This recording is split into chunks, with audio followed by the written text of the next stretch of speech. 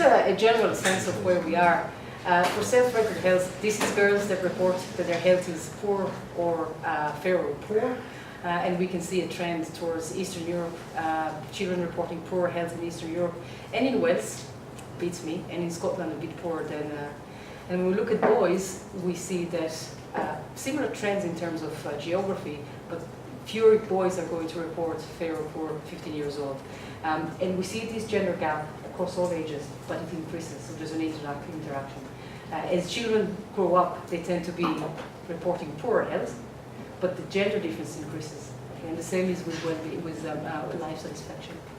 Okay, so girls are less happy with their life, although this is high life satisfaction. So we see that areas that we saw low, poor self-rated health are also reporting higher level of satisfaction. So they are associated, but they're not the same. Okay? And again, more boys report high life satisfaction. And we can ask ourselves why this is happening. So when we look at trends, we know that girls and older children report poor health and poor life satisfaction. And again, very important, there is an interaction there. The gap, the gender gap increases. And that is important to acknowledge. I don't think that we can say that one element only contributes to it, like social media. I think it's more complicated than that. When we look at excellent health, we have seen a drop between 2002 and 2010 in 11 countries. I would have expected to see a drop in reporting excellent health in the biggest country, Portugal, Italy, Ireland, Spain, countries that suffered during the financial crisis more, but we don't see that. But we haven't seen a lot of countries where we saw an increase in excellent health.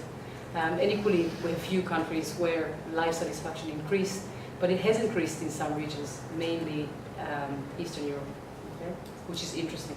And Southern. And Southern. And Southern, yeah. We assume that that we probably only see the full effect of the financial crisis in 2014, because it takes time for that to trickle the kids. Okay, it would affect the parents first, but then it takes time for it. But we don't have yet trends for 2014, or the one published. For various reasons, I restricted myself to existing data. When we looked at predictors for well-being, social economic status or family affluence is a strong predictor. And with it, we do see the effect of single-parent family. So a single-parent family is, in our studies, found to be associated with well-being, with poor well-being and self-rated health. It's a dangerous statement to make in some ways, because what does it tell us? It tells us that children that are in single-parent families are not doing as well. So what, are we supposed to stop parents from getting divorced? That's not going to happen. But we know that this is washed out when we add socioeconomic status. So this is where we talk about money transfer as an equalizer, okay? Which we need to see more. We don't see that enough in Ireland, that's for sure. I'm a sociologist and a social welfare person, so I'm totally biased here. We know that communication with parents is important, and in fact relationships. We found that the more the more positive relationship children have, the better they fare in terms of well-being, mental health, well-being, self-rated health, but also number of symptoms, both physical and emotional. Okay? So we know that's another aspect of health. So children that have a lot of connections are happier. Something about that, we call it cloud. You go in the world and there's a cloud of positivity or a cloud of negativity. So if we talk about domains, we look at school environment. The more elements of the school environments that are positive, the more positive the atmosphere is, the better outcomes they report. Okay? And the more of all of these that we have, children are going to be happier. And yes, we call it in a way the cloud. Are you going with a dark cloud over you that is constantly raining because everything is shit for you? Or do you have a positive sun, overcast that shades you when you walk in the world? And that's the power that we have in big studies like that. The power that says we have so many predictors, so many elements that we can actually see which domains work in favor and when. As I said, we still don't know because we don't know what the friends are doing to the core of French. It will be difficult to understand which friendships are healthy and which are not. Social media, we know in excess is a risk for well-being. but not when it's not in excess. When we need to really come up and understand what is excess social media use. Okay? When are you overexposed, and what exposures are problematic? This is something that we are exploring further in this current data collection, so we will be able to report. So this would fall under behaviors. And even when we say healthy and risky behaviors, some behaviors are becoming problematic when they are in excess. Michal in the 90s talked about experimental drug use, so that's actually not bad. It's the habitual drug use that we're, or illicit or substance use that would worry us, not any experimentation. That's actually a healthy adolescent thing to do, to push the boundaries, to check. We know that children that are involved in physical activity tend to have a healthier life. This time around we're asking about spirituality in some of the countries. Again, an area of health that has been neglected, partly because we associate in the Western world at least, spirituality with religiousness, and it's not the same thing.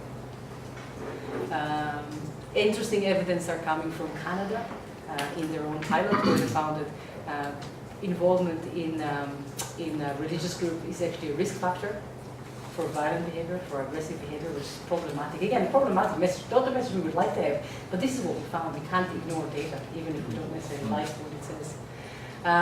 So yes, there's various predictors, and then again, is it constructs, domains, or predictors? In HBSC, we see it as predictor associations, as opposed to a measure of well-being in and by itself. So just to summarize, the trends are mixed in terms of time trends. In terms of geographical trends, it says very little to us, because well-being will mean, it's subjective well-being, it will mean different things to different children. And I think a lot of it is to do with expectations. I think that when there's a bigger, and we found that when we did work on immigrations in Ireland, we found that what we call returning immigrants from the UK were performing worse than native Irish and from immigrants from all other countries. And we think it's to do with expectations. And a lot of your perceived life satisfaction is versus what you think you should have in your life. I think that family obviously matters. We found that across all age groups. We look at social context and the behavior, because they're important how you're going to perceive your health and your well-being.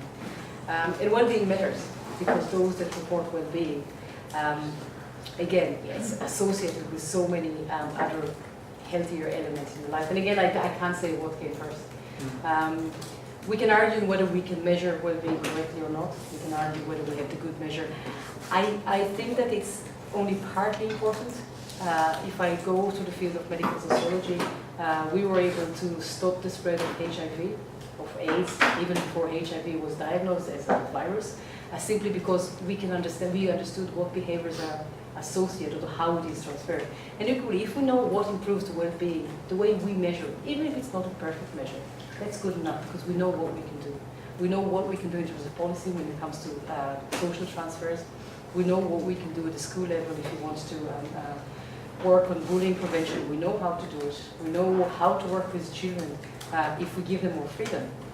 Like Jan suggested, if we give them more freedom, how do we protect them from bullying? How do we protect them and skill them, upskill them in terms of how to deal with the world? We know what to do. So whether we measure it perfectly or not is important, but it's not be all and all. And yeah, that's for me. Thank you.